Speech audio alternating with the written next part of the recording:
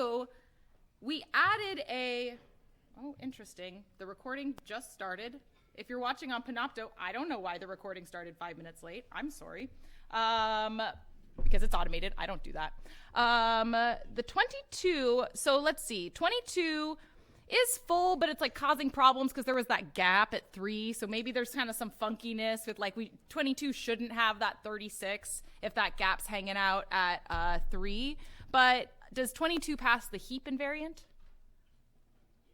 Yeah, so I'm okay with it that. So I could see, like, if you wanted to talk about it in that completeness, that could maybe be an issue. What other sort of issues are we seeing in this heap? Yeah. 4 looks like it's being filled right to left. 4, exactly. 4 has another gap, if you will. And I think if I click, yes, these 2 are invalid. And then if I click again, yep, that one. And there we go. There are those 2 gaps there. Questions about heap invariance? Okay. All right. So I know we are all in the thick of midterms, y'all. I'm feeling it. You feeling it. We all in it together. Okay. So today, project 2 is due. Friday, exercise 3 is due, but there is no new project that's going out today and no new exercise that's going out on Friday. So you're going to get a little bit of a break from the programming assignments and the exercises because Friday is our simulated midterm. I don't know what else to call it. I stole it from the 1-4X program and they use the word simulated, but maybe we call it like a take home. I don't really know. So what's going to happen is Friday we're going to release the design scenarios. So if you look at exercise 3, you were given a design scenario and then filled out designs. And then we asked you to do the review. On Friday, we're going to ask you to do that first part. So we're going to give you 2 different scenarios and we're going to ask you to fill out the design worksheet for those 2 scenarios. You're going to have between Friday and then Monday at noon at 12 p.m., not a.m. So you get like 2.5 days to do the design portion. We are then going to close the grade scope submission. There will be no late submissions accepted. There will be no late submissions accepted. There will be no late submissions accepted. I will say it 3 more times on Friday for funsies. If you are like, Casey, my life is on fire, something bad has happened, please email me ASAP. I can do a lot more for you, like up until the things close, but I always get like a bunch of really stressful emails about an hour after things close, and that's a much more complicated situation. So when in doubt, talk to me, and talk to me sooner rather than later, even if you just put an email in my inbox so I have like a timestamp. You know what I mean? Monday at noon, we're going to close the design. We are going to open a second assignment that is the design review portion, and we are going to release the staff designs. Notice I'm calling them the staff designs, not the solutions. Are they going to be designs that would get 100% according to our rubric? Yes, but there is not any singular design answer. There are many ways to design a totally appropriate response to this. Then, between Monday at noon and Wednesday at midnight, you will fill out the design review worksheet that you did like in exercise 3, and we're essentially going to ask you like, hey, how good was that original design of yours? Would you change anything? How do you compare it to the staff design? From Friday to Wednesday, you will not have any programming assignments out, you will not have any exercises out, and there will be no office hours. The TAs and I will answer clarifying questions only on the Ed board. Any questions about the upcoming simulated midterm, especially since hopefully we've all seen a little bit more of what the format would look like, because I'm sure we've all started on exercise 3, right? Yes. How complicated is the design scenario compared to exercise 3? I would say that one of the designs is very on par And I'm going to say the other design might be a bit more complicated. Yes. Any other questions? Okay. All right. Then, so we're continuing to fill up our toolbox, and this is the toolbox that you will have available for you for the simulated midterm. We are going to learn about a new data structure on Friday, and also it'll be a really fun lecture because it's a data structure that specifically does come up a bunch in interviews, if that's the kind of thing you care about. So do come on Friday to learn about tries. But here's all the ADTs and all the data structures we've learned so far. We're going to continue to dive into the Heap data structure specifically as a way to implement the priority queue ADT. So that's where we're at. Here's our little roadmap. We learned what a heap is. Now we're talking about how we actually implement this thing because, spoiler alert, implementing a heap is going to be your project 3. That will come out the Wednesday that the midterm is due. So you're going to get a week break from programming assignments, and then the heap assignment will go out a week from today. Yes. So, peak min, that's one of the methods of the priority queue ADT. That means tell me what the next minimum value is without removing it. We have a heap here, and the reason we're using a heap is, boom, how delightfully easy it is to find that minimum value. We have a constant runtime. So this is a really good example of a pairing of a data structure and ADT that is really optimized for that ADT. You could implement a priority queue with anything, right? Like, for example, we could implement a priority queue with, say, an AVL, and to find the minimum value, we'd just have to go all the way to the left kind of thing, right? But that would be log n time. This is constant time. It's right there at the top waiting for us. Now, more interestingly, let's talk about actually removing that value. So we're actually now going to process that min value. Maybe it's time to pull the next printer job off of the queue, or we're writing medical software and it's time to call out the next patient's name in the emergency room, whatever you want to think of it as. And so here is a heap. Remember with AVLs, we had that sort of thing where we were like, wow, it's much easier to maintain the AVL BST invariant than we usually place based on the ordering variant, and then we rotate to maintain the structure invariant. Heaps are kind of the opposite. So in order to accomplish this remove min, what we're going to do is, well, we know where the min is, so we're going to remove that item.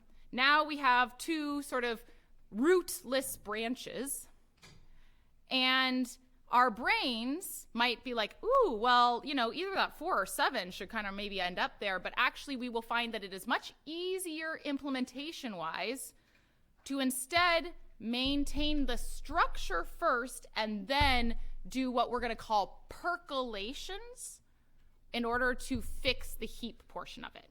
So right now, because we have 2 rootless branches, it's easiest to pull up a node that itself doesn't have any branches because we can just slot it right in there. This way, we are also maintaining the completeness of the tree.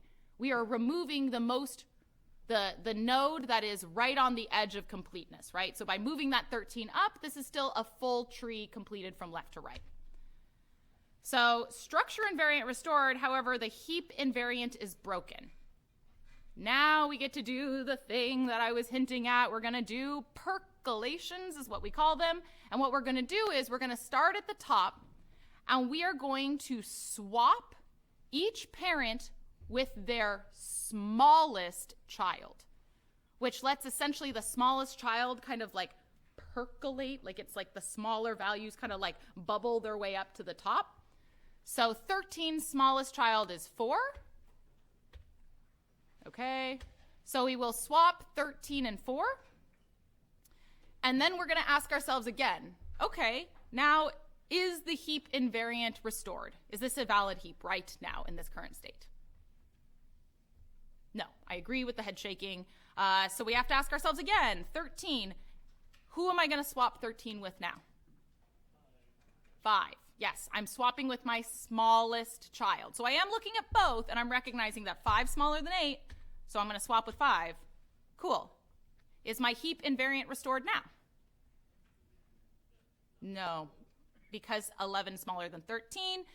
There's no sibling rivalry here. We just immediately swap them. And now we have restored the heap invariant. But you can see from our little green arrows, in order to do that, we only had to do 3 percolations, which is not too bad. We just had to sort of travel one path from the top down to the bottom in order to get our heap invariant restored again. Yes? I'm guessing the answer is no, but it doesn't matter if 13 is bigger than both the 5 and the 7, it doesn't matter which one it replaces, right? So if the 13 is bigger than both the 5 and the 7, we have to swap with the smaller one, right? So that's how we make that decision between the left and right. And actually this like swapping with my smallest child, that is the only time we actually really care about the difference between the left and right children in the heap structure. Yeah. So what's the worst case running time in order to do this? So first we have to find that last node, right? Like we have to find that 13 when it was sort of hanging off of what is now the 11, right? We had to find that thing and then move it up to the top. So that's stage 1 up there. And then, yeah, move it, stage 2. And then we had to do the swaps. So maybe I will ask in the reverse order, what is the runtime of doing the swaps? Anybody have any intuition here? We had to travel one path down from the top to the bottom. Yeah. Ooh. It is, you know, since we have 3 here, that looks really constant, right? Like 3 is a really like satisfying number. My question would be, would that number be different if there were more levels of the tree? Yes. Ooh, love that team effort. That was amazing, y'all. Yes. So because we're going to travel a path from the top to the bottom, that's the most number of swaps we're ever going to have to do. So for example, like let's say that 13 value, which in this case it was like the largest number in the entire heap. That largest number that was sitting down at the bottom, which makes sense. The larger numbers are sitting down in the leaves, right? When we swap those up to the top, we've now put it in the place where the smallest value is going to be. So it's likely it's going to have to travel, you know, pretty far back down the tree to get generally closer to the leaves. And you can see 13 returned back to being a leaf. So it had to do that total traversal from the top to the bottom. Because of the completeness, we are guaranteed to have worst case log n runtime from top to bottom. Any questions on that piece? Yes. Those times overall, why again do we need to swap with the smallest child if all we're looking for is it ends up like in the correct placement in terms of like the turn of the root? Great question. Why does it matter if we swap with the smallest child if technically we don't care about the difference between the left and right? I have a slide with an exact example as to why it would break if you don't care about it, and I'm going to click on that slide before I try and make it up from my head, but let me make sure I come back to that one. Any other questions? Yes? How do you implement it recursively? Ooh, how do we implement it? Especially because Casey said you're going to implement it. What if I told you there's a super special trick that doesn't even use trees? And we're going to spend the back half of lecture on it. I love this foreshadowing to these questions. Any other questions here? Yes. Wouldn't that heap need to fill it left to right? And so if you have 11 there, wouldn't that mess up the next number you added? So now, if my heap was in this state, so in this state right now, is this a complete heap? Is every level full except for the last level moving left from right? Yes. Now, if I was going to add in a new node, no matter what value it is, I know that there should be, if there's another node existing in this tree, after all the percolations, whatever, I don't know what value it might be, but that node needs to be the right child of 11. So that would be the next space that gets consumed in the heap. And we are going to talk about how to do adds, and then I'll show you how those things get sort of added in. Okay, let's see if I can get us to some of these. Okay, yeah, here's the removeMin. This is a practice for y'all. So let's see, how much time do we have? I'm going to walk through it because I think let's spend more time on like the thing that you need for your homework, right? I know. Okay, so we're going to remove 5. We need to replace it with the last thing added. So right now, that's the 18, right? 18 is the node that's hanging out on the bottom row there. That's right before the next gap. So I'm going to move that up. Now, who is going to become the new overall root, 10 or 9? 9, I agree. So we swap. Okay. Is the heap invariant fixed? Who is going to become the new parent of 18? 11, I agree. Okay. Whoops. I gave it away. But as you can see there, actually, here's an example where 18 didn't have to go all the way back down to the bottom. 18 kind of landed one level up, but my heap invariant's fixed, right? Here's the example I was talking about. So what does percolate down swap with the small, like why do we swap with the smallest instead of just any child? Let's say instead of swapping the 13 and the 4 like we originally did, what if we had swapped 13 and 7? Then we would have 7 be the parent of 4, and that would break the heap invariant. So the reason we're swapping with our smallest child is because if we swap with the largest child, unless those two numbers are exactly the same, unless my children are identical twins or something, then I'm going to immediately break the heap invariant right there because 7 would be the parent of 4. Hopefully that clarifies that question. This is a good one. Great. To the next question. Okay, let's do this add now. So here's the heap that we sort of started with before, and then we did all our percolations, and 13's made our way back down, down there. Now we want to add. Add is going to behave very similarly to remove, where remove sort of like made a gap at the top, and then we pulled from the bottom to the top, and then we percolated that problem heap breaker down. Now, again, we're going to follow the principles of maintaining the completeness structure first and then percolating in order to fix the heap invariant. But this time, where am I going to add the next node? Who is going to be the parent of the next node that I add if I'm maintaining completeness first? Yeah. The left of 8, exactly.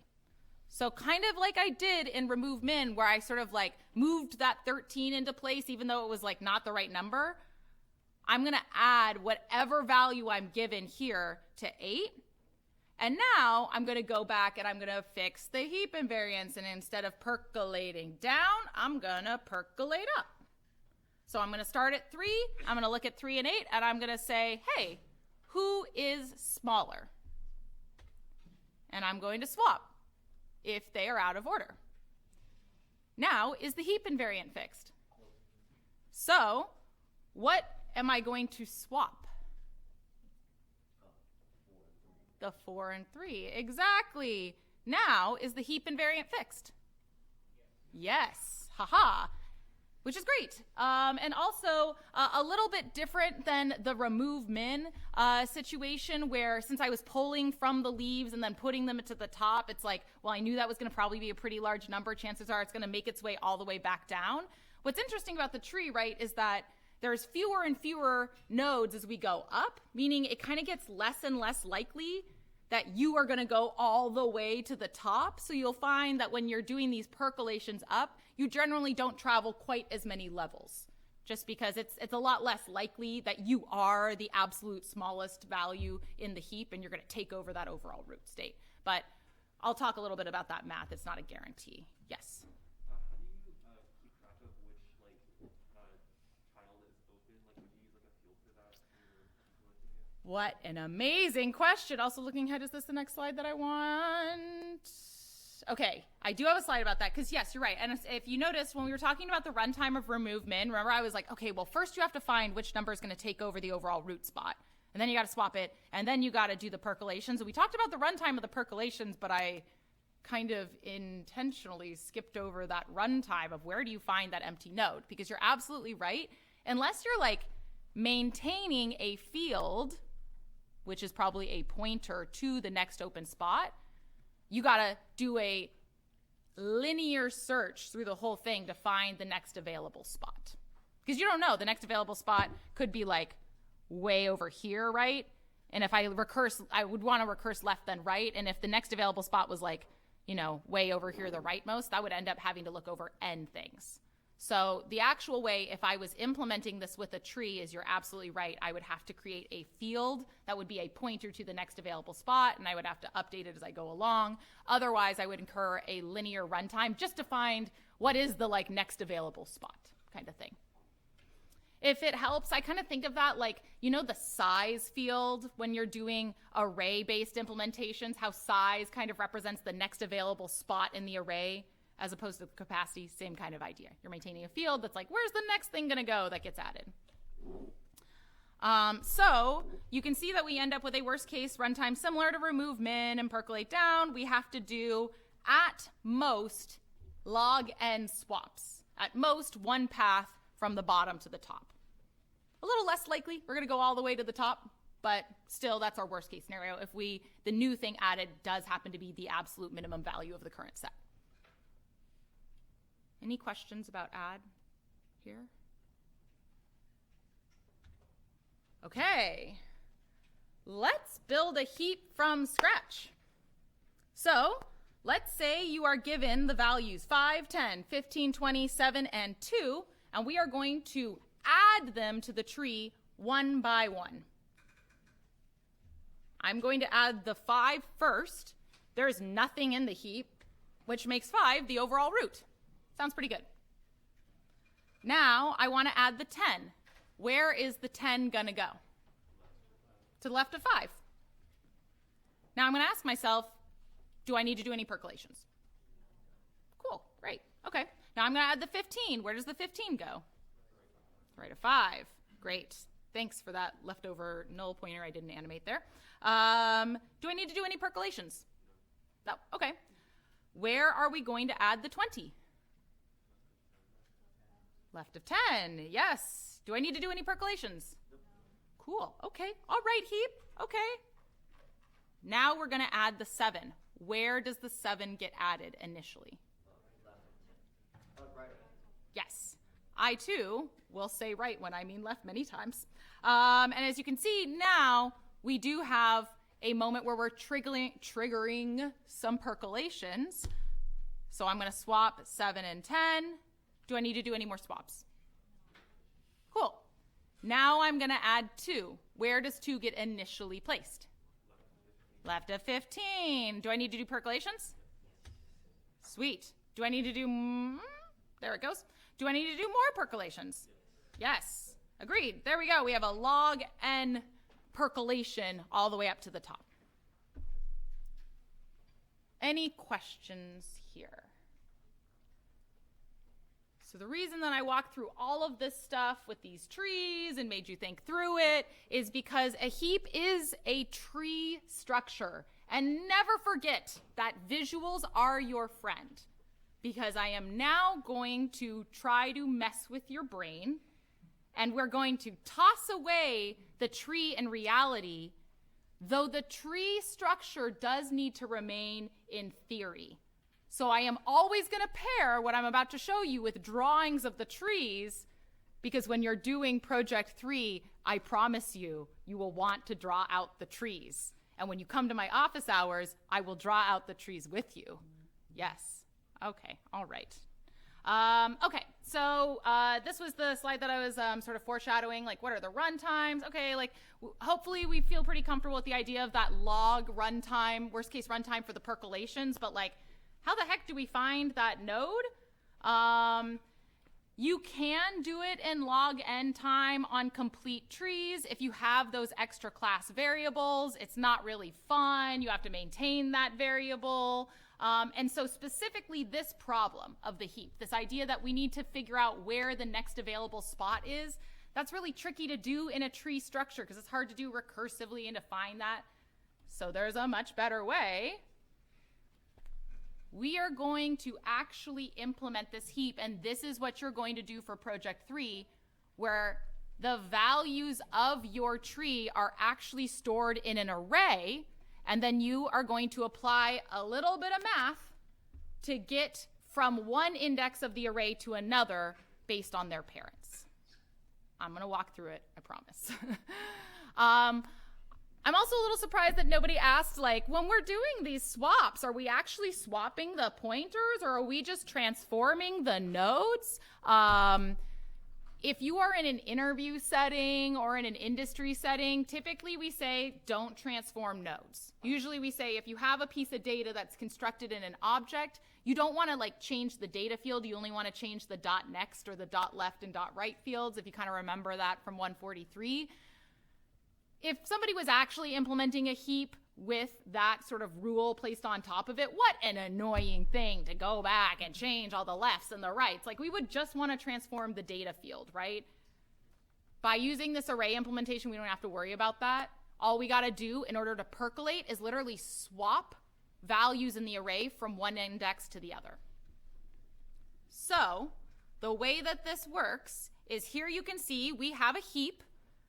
You can see we have letters instead of numbers now. Specifically, I did that because mixing up the values in the heap nodes versus the indices of the array will melt your brain.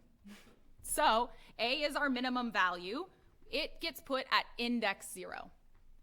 A's children are B and C, and they go at index 1 and 2.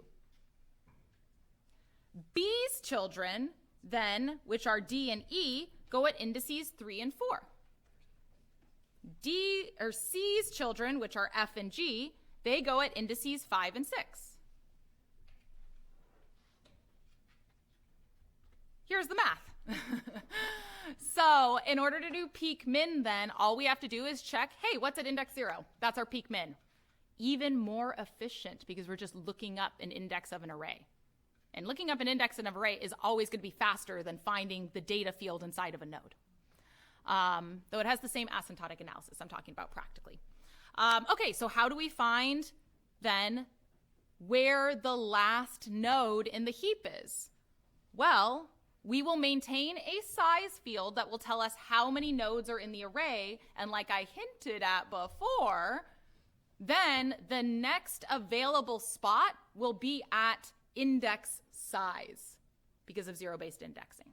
Meaning the last actual full node of the tree will be at array at size -1. So the L is the last thing we add, like is the last node before a gap.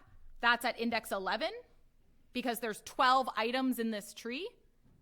The next available spot, if I was going to add something in this tree, it would go at index 12, which is how many nodes are in this tree. So there you go. Next, open space, array at size. Then the stuff that I think is a little bit like hopefully our brains feel a little bit more comfortable with those items. I totally recognize that finding the children feels a little funny. But here is just literally some equations for you. So the left child of any item I can be found at 2 times I plus 1. And that works out because the 1 kind of started here, and then we know everybody has 2 children, so we've got these sort of like groups of 2 in the math of the indices. And so then any node's right child is whatever the index of that array currently is times 2 plus 2 instead of plus 1. So that's how to go from from a parent to their child, but we can just reverse algebra that to get out any given node's parent. So any node that we're looking at, to find its parent, we do I minus 1 divided by 2. And because of integer division, this equation works for both left and right children. So for example, if I am like, I see that B is stored at index 1. I want to find where B's parent is. I would be 1. 1 minus 1 is 0. And 0 divided by anything is 0, right? Which is great because B's parent is A, which is at 0. Questions on this math? Curiosities? So for your P3, you're implementing this array. And you're using these equations to add things in and do any swaps. So now if I say added something into this heap, let's say I added a value that was like something that comes before A. I don't know what that is. But I would add it at index 12 because that's the next spot that I'm going to. And then I would say, oh, well, I should compare myself with my new parent. And I plug in this equation here, and I will find that 12 minus 1 is 11, divided by 2 is 5. Boom, F. And I will ask myself, am I greater than or smaller than F? And if I am smaller than, then you would swap the thing at my parent index, which is F, with the thing I just added, which would be at 12. I just swap things in the array there. And then I go it again. I'm like, okay, well, now I'm at index 5. I've percolated up. Let me find my new parent. And 5 minus 1 is 4. 4 divided by 2 is 2. And then, boom, I end up at the C. And I ask, am I smaller than the C? If so, then I swap the things at index 3 and 5. Great. And then I do the same thing. Pretty clever, right?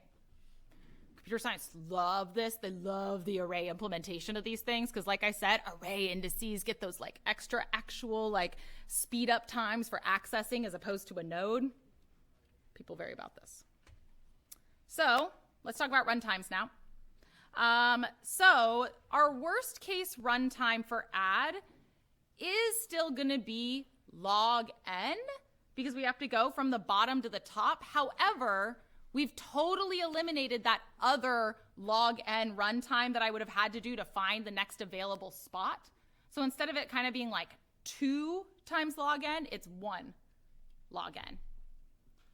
In practice, though, because you are less likely to go up to the very top of the tree, you will find that the actual in-practice runtime of adding to an array-based heap is constant.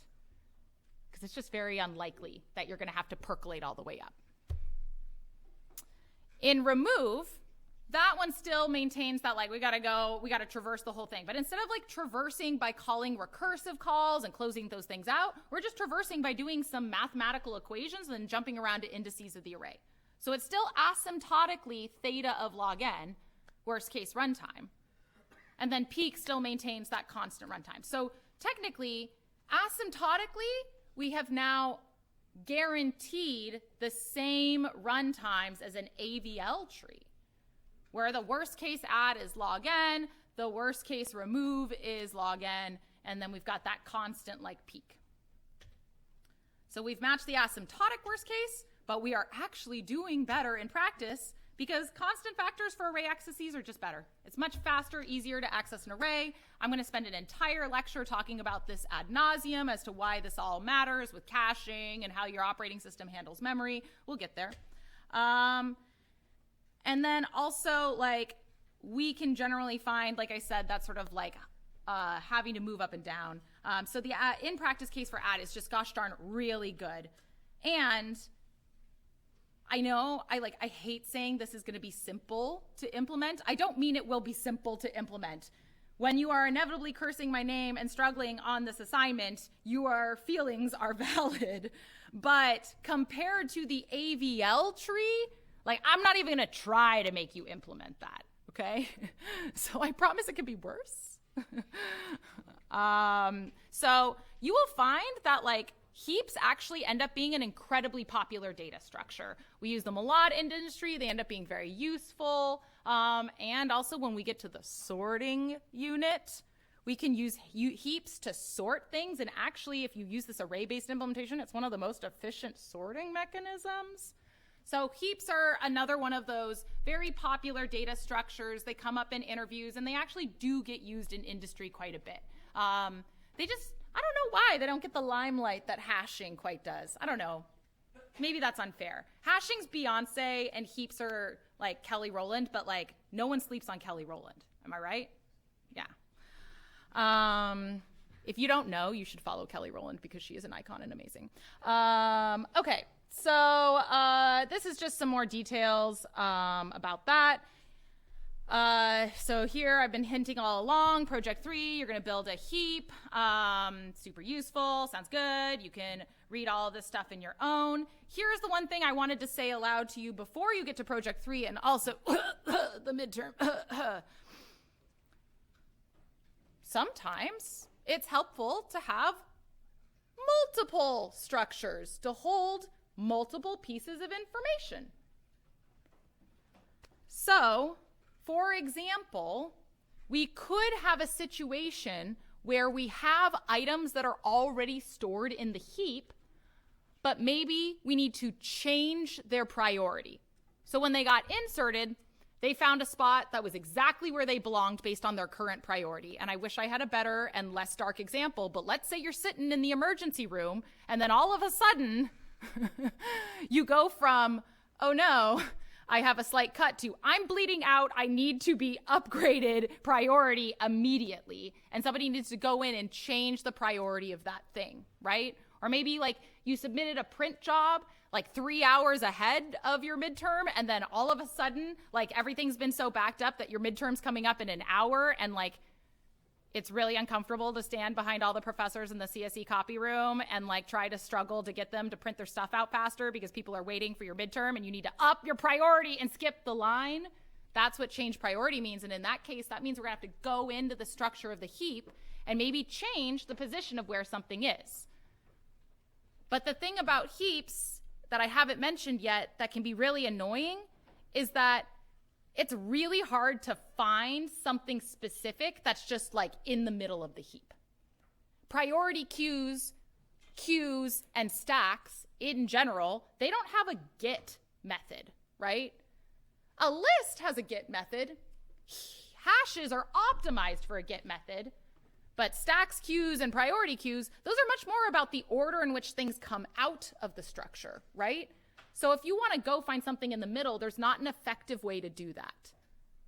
So this is my hint. You could have maybe a separate structure that makes it much more efficient for you to say, look up where every individual item actually is currently existing in the heap, so that you don't have to search through the heap for it. You can just be like, oh, where's that thing living right now? Boom, jump right there.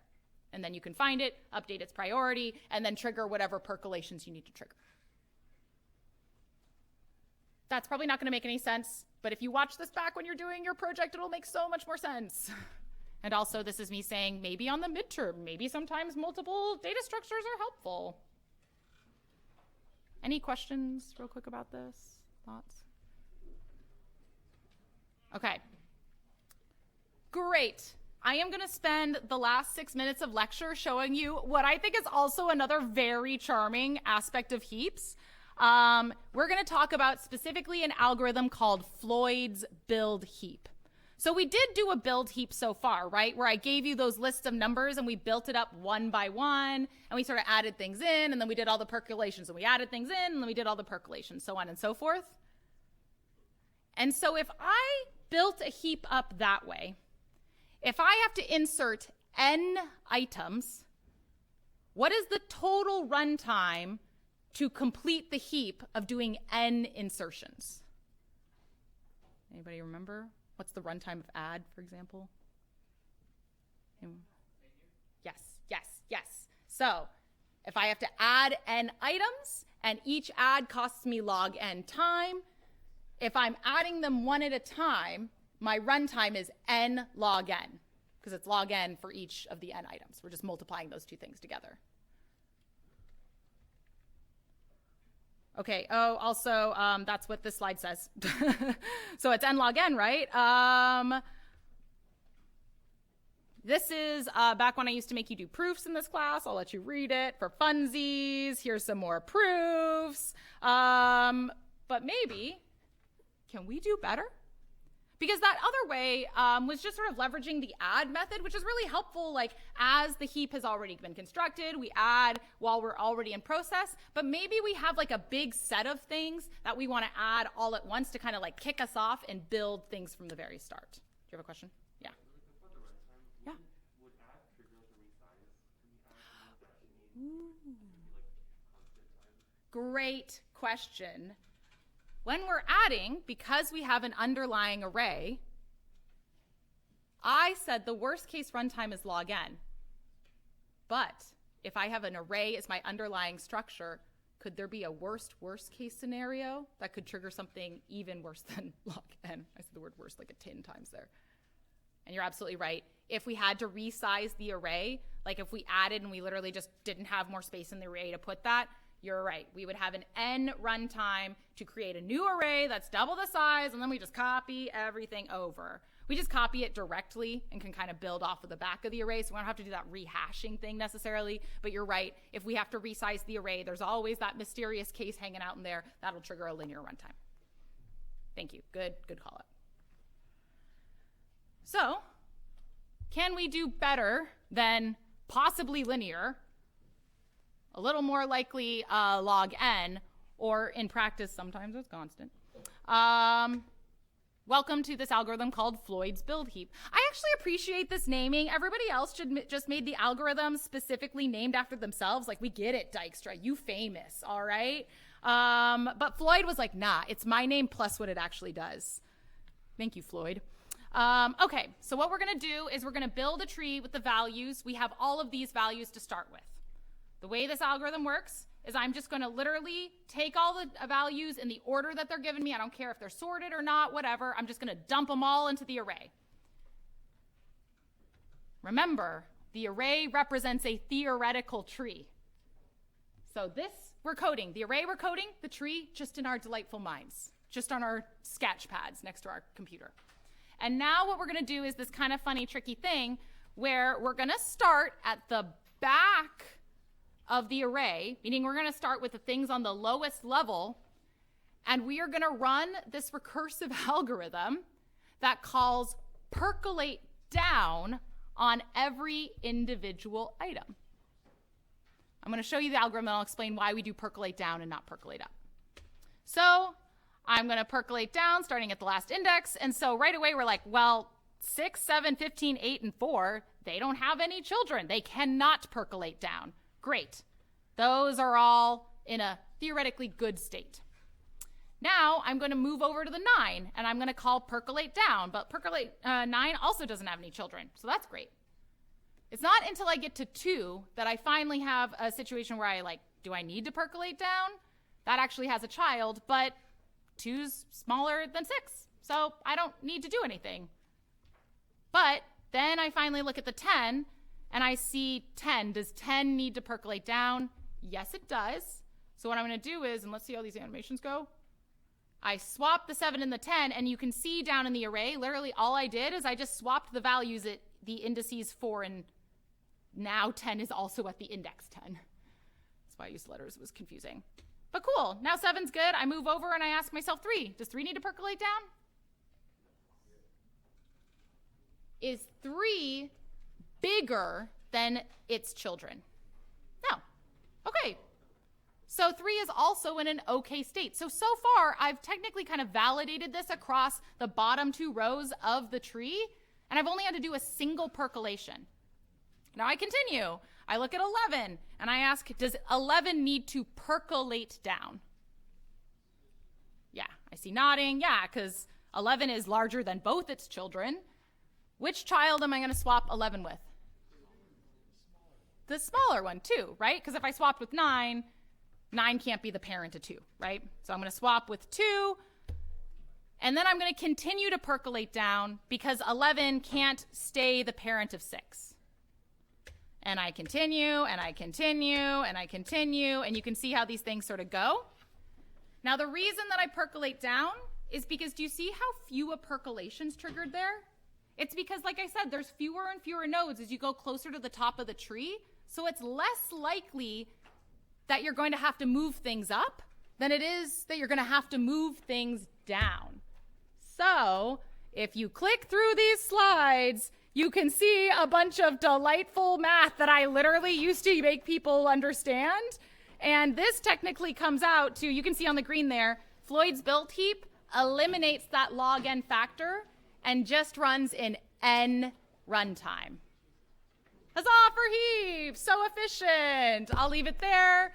Feel free to read all of this delightful summation math. I'm happy to talk to you about why this math works out. All you need to know is Floyd's buildHeap runs in n time. There you go. There's more things in here. Thanks so much, everybody. That's it for Heaps. Come back on Friday for us kicking off that simulated midterm and for tries.